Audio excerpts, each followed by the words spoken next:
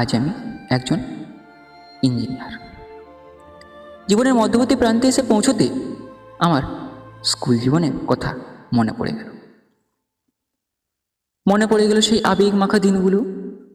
মনে পড়ে গেল পড়ার মাঝে দুষ্টুমি করা কত সব স্মৃতিতে ভেজার দিন। স্কুল জীবনে তো সবার একটা না একটার কিছুর প্রতি অনুভূতি লেগেই থাকে। কারো হয়তো পড়াশোনার চাপ, আবার কেউ হয়তো পড়াশোনার চাপের মাঝেও প্রেম নামের ছোট্ট শব্দের মনের ভেতর এক অদ্ভুত অনুভূতির জন্ম দেয়। আমার নাম প্রত্যুষ।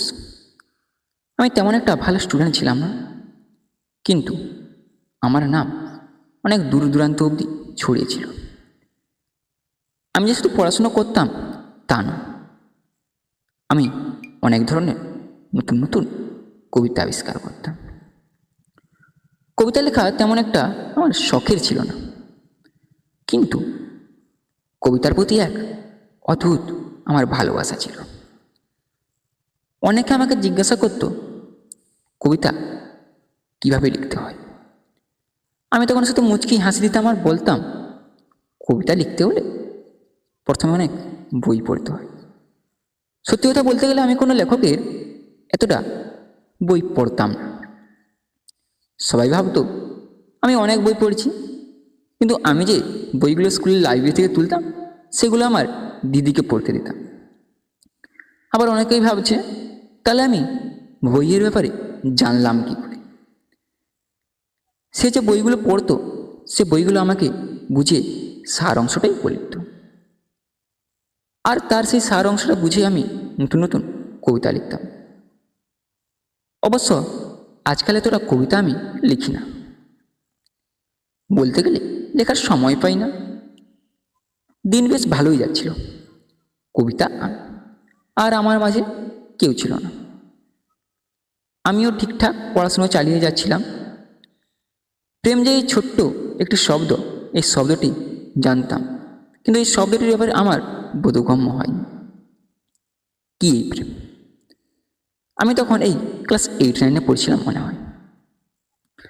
কথাটা ঠিক আমার মনে পড়ছে না, কিন্তু আমার সেই অনুভূতির কথা আজও মনে আছে। অনুভূতির যেমন প্রথম প্রথম এক সুখের হৃদস্পন্দন বয়ে আনে, আবার যদি সেই অনুভূতি বিফল হয় তবে সেই হৃদস্পন্দনটি যেন কোনো এক আচমকায় কুঠারাঘাত করা হয়। আমি তখন প্রেম মানে কিছুই বুঝতাম না। তখন মনে মনে এক আলাদাই অনুভূতি জাগত, কিন্তু বুঝতে পারতাম না এই অনুভূতিটা আসলে কি।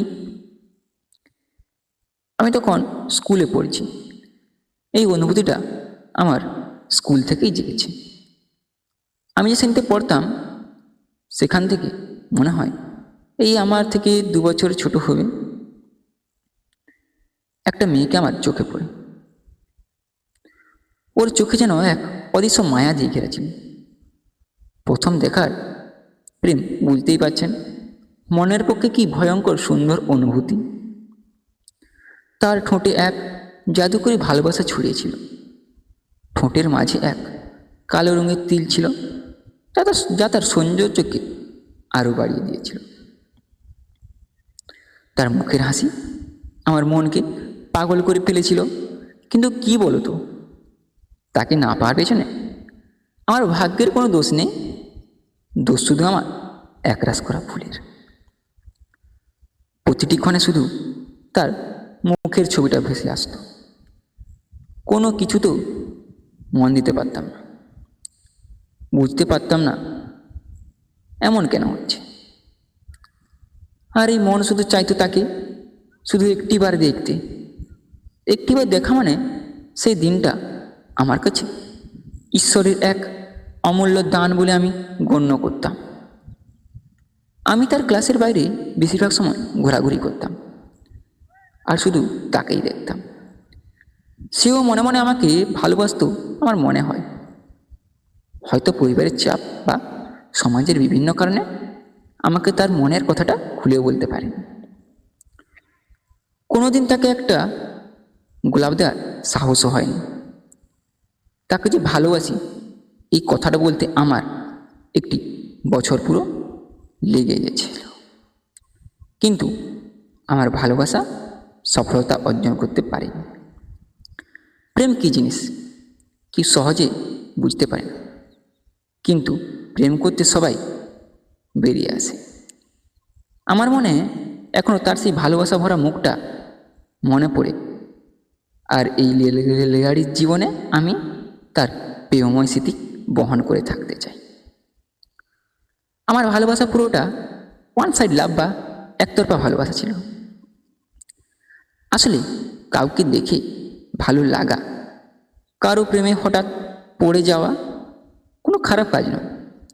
এই ভালো লাগা, প্রেম সবই পিটিউটারির খেলা। তাকে যখন আমি ভালোবাসি এই কথাটি বলি, তখন সে আর আমাকে কিছু বলে, আমার কাছ থেকে দৌড়ে চলে যায় ও বাড়ি চলে যায়। কিন্তু পরের দিন থেকে তার আর দেখা পাওয়া যায় না।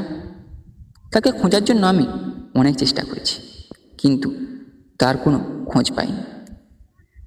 শেষে আমি তার ক্লাসের ছেলেদের কাছ থেকে জানতে পারলাম সে স্কুল পরিবর্তন করেছে। তার বাবা যেখানে থাকেন ওখানে শিফট হয়ে গেছে। আমার ভালোবাসা শুরু হলো, কিন্তু এর শেষ কোথায় আমি নিজেই বুঝতে পারলাম না। ভালোবাসার মানে শুধু কাছে থাকা নয়, দূরে সরেও তার স্মৃতিগুলো মনে ধরে রাখা। আজ স্কুল জীবন থেকে অনেক বছর আগে শেষ, কিন্তু তার প্রতি আমার ভালোবাসা আজীবন অমর হয়ে থাকবে, আজীবন অমর হয়ে থাকবে।